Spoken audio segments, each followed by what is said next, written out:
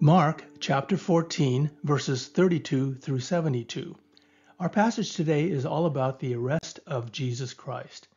We look at the prelude to the arrest itself, the subsequent hearing before the Jewish leaders, and Peter's experience of it all. The four subheadings we'll use are Gethsemane, arrest of Jesus, before the Sanhedrin, and Peter's denials. It is late Thursday, and the Last Supper has been completed. Peter has boasted he will never forsake Christ, and Judas has slipped away to the religious leaders who intend to arrest Jesus. It's been a long day, and the disciples are exhausted. But Jesus takes them to a place to do what all Christians should do when faced with adversity and temptation, and that is pray. The Gospel of John tells us that place was an olive garden called Gethsemane. The name means oil press and was probably a place where olive oil was processed. It was likely located on the western slope of the Mount of Olives, not far from the gates of Jerusalem. Jesus and his disciples had been there many times, including most nights during the Passion Week, and it must have been a familiar and comforting place for them. But tonight would be different. Here, Jesus asks his disciples to keep watch and pray. What exactly does he mean when he asks them to keep watch? There's more than one possibility. He might be asking them to watch for people coming to arrest him. Certainly he knows what is about to happen. Or he could be asking the disciples to pray for him, though he doesn't really put it in those terms. He says, pray so that you will not fall into temptation. There is no indication that the men truly comprehend the enormity of the situation facing Christ. What seems most likely is that Jesus is asking them to pray for themselves. They need to watch and guard their own hearts against the temptation to focus on themselves, to yield to their tiredness at this late hour, or to react in fear and a sense of self-preservation as the events of the evening unfold. As for Christ himself, he will watch that he remains faithful to God the Father despite the agony he feels. He goes on further to pray by himself, while Peter, James, and John, all of whom have previously boasted about their allegiance to Jesus, do the opposite of keeping watch. They fall asleep. Jesus makes the famous statement, "The spirit is willing, but the flesh is weak." The disciples want to stay awake, according to their human spirit, spelled with a small s, but they succumb to their physical tiredness. There's a striking contrast here. At a time when the men are allowing the flesh to win over the spirit, Jesus is showing victory of the spirit over the flesh. Jesus knows what is about to happen. Recall earlier that he had described his destiny as the cup he must drink. He uses the same metaphor here. There's nothing ambiguous in this figurative language, for he has told us in so many words that he will be delivered over to the chief priests and the teachers of the law. They will condemn him to death and will hand him over to the Gentiles, who will mock him and spit on him, flog him, and kill him. Jesus knows why it must happen. He has already said he has come to give his life a ransom for many. And that includes the disciples who are falling asleep and who will later abandon him at his arrest. Jesus desires it not to happen. Incredibly, Jesus is God, but he must face death as a human. His anguish over the coming ordeal is described as overwhelmed with sorrow to the point of death. Some people think that the sorrow is only over the lost people of Israel, but I think that lessens the depth of emotion that Jesus is experiencing. His agony is personal and nearly unbearable. Other Bible translations express it in various ways, but always graphically. My soul is crushed with grief to the point of death. My heart is ready to break with grief. The sorrow in my heart is so great that it almost crushes me. Jesus is feeling the full weight of the ordeal he must go through. He will suffer in the extreme and experience the rejection by the Father that must occur if he is truly to be the ransom for humanity's sin. Note that though he's experiencing a range of emotions here, they do not include desperation or resignation. But Jesus desires above all for the Father's will to happen. Everything in the Bible indicates that Jesus has a real choice to make here. He could decide not to follow the will of the Father and avoid the cross. He could have left the world in sin. Jesus makes it clear that despite the shame and the agony, his priority is the will of the Father. To the Philippians, the Apostle Paul said Jesus was in very nature God, but did not consider equality with God something to be used to his own advantage. And consequently, he humbled himself by becoming obedient to death, even death on a cross. The book of Hebrews says it clearly. During the days of Jesus' life on earth, he offered up prayers and petitions with fervent cries and tears to the one who could save him from death. And he was heard because of his reverent submission.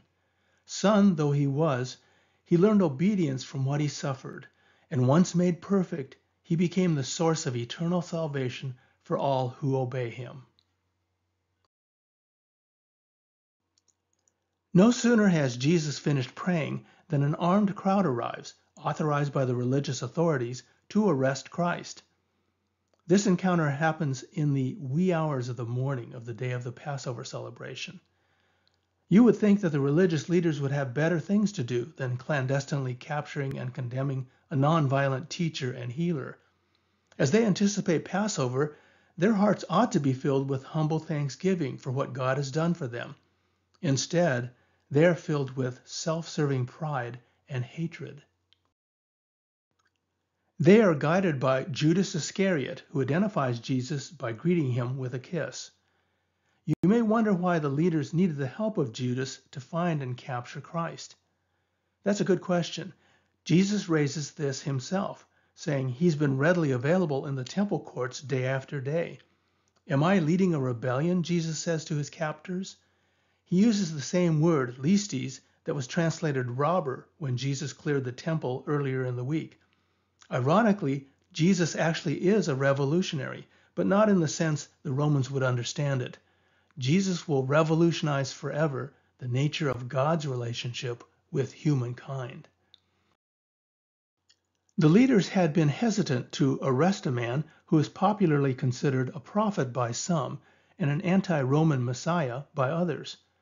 Apprehending such a figure out in the open would generate animosity and even incite riots among the nationalistic crowds. Furthermore, we know from the Gospel of John that Jesus on numerous occasions slipped away from their grasp. As it turns out, the opportune time is in the middle of the night, in a remote place away from the city. Who but Judas would know where that place would likely be, and how to identify Jesus in the dark? At the arrest, most of the disciples run away, reminding us of the prophecy that God will strike the shepherd and the sheep will be scattered. The Gospel of Mark alone mentions a young man who flees naked from the scene. At first, this story seems to serve no purpose, but many have speculated that this man is in fact John Mark, the author. If so, it could be his way of identifying himself, since he never names himself in his Gospel. And more than that, it could be his claim to have been an eyewitness to the arrest of Jesus. We know that a short time later, the disciples met at the home of John Mark, and tradition has it that his home was the site of the Last Supper. From the garden at Gethsemane, Jesus is taken to the high priest and the 70-member high court called the Sanhedrin.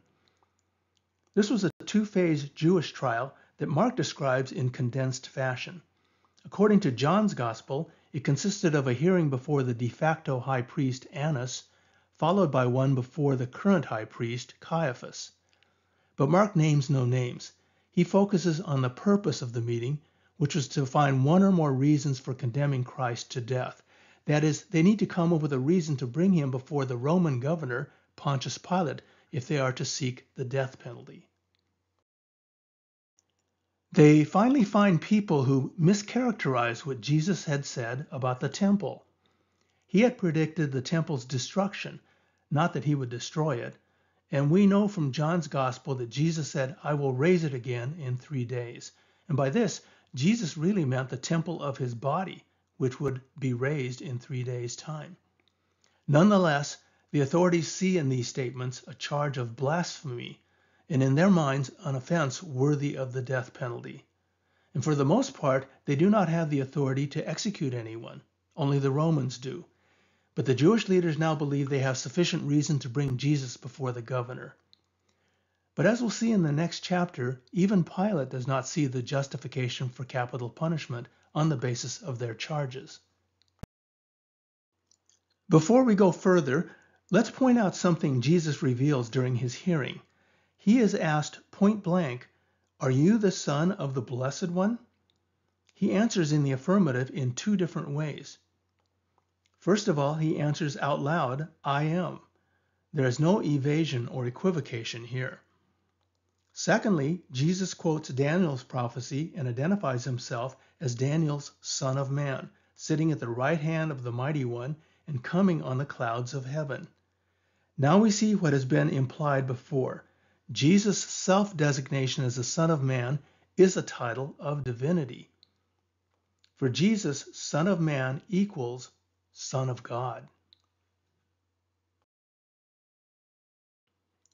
In the meantime, Peter has followed at a distance. So has another disciple known to us only by John's Gospel, possibly John himself.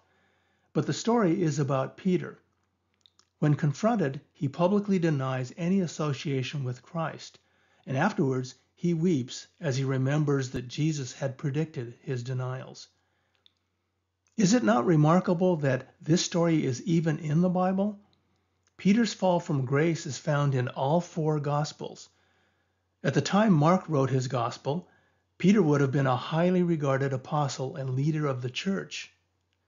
But as New Testament scholar Leon Morris has written, the church knew that its leader was a fallible sinner, just like all others, and that he had a dreadful fall. The church knew, too, that he had repented and by the grace of God had gone on to greater and better things. And so it is that after the denials, swearing, cowardice, and bitter weeping, after the crucifixion of Christ, Peter ends up in the upper room, hiding out with the other disciples, utterly rejected. But when we turn over 1 or 2 pages in the Bible, we see him standing, perhaps on the steps outside the very same house in Jerusalem, preaching so boldly and so powerfully to a vast crowd that 3,000 people believe in Christ and are baptized. We turn on to the next chapters of Acts, and we watch him defying the very Sanhedrin, who had condemned Jesus to death just a few weeks earlier, happy to be counted worthy to suffer shame for his name. What an amazing turnaround a few days and the Holy Spirit can bring.